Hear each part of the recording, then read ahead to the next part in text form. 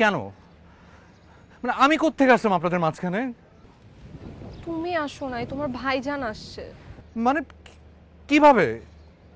আচ্ছা, আমি কি আপনাকে কখনো কিছু এরকম কিছু বলেছি বা আকার ইঙ্গিতে কোনো কিছু বুঝিয়েছি এরকম কিছু যে আমি আপনাকে পছন্দ করি বা এরকম? পছন্দ করো না? না। হ্যাঁ হ্যাঁ করি, কিন্তু সেটা সেটা ভাইজানের জন্য ভাবি হিসেবে। আমি কি তোমাকে বলছি আমি তোমার ভাবি হইতে চাই? এখানে না বলা না বলার কি আছে? আপনাদের বিয়ে ঠিক হয়ে গেছে, আপনি এখন ভাইজানের। আমি কারো না, আমি শুধু আমার।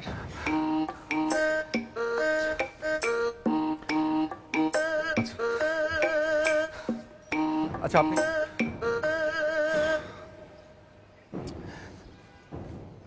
আমার ভাইজান খুব কষ্ট পাবে ভাবি। আমি তোমার ভাবি না, আমাকে ভাবি ডাকবে না।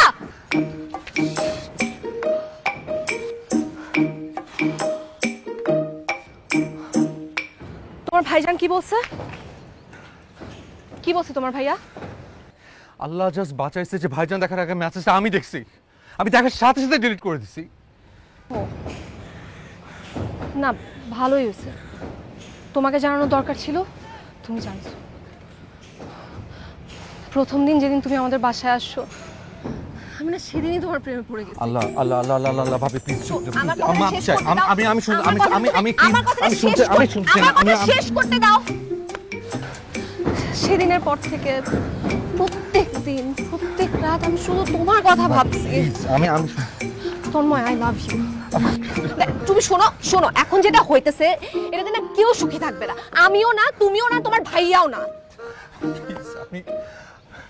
আপনি আপনি আমার কথা বিশ্বাস করেন।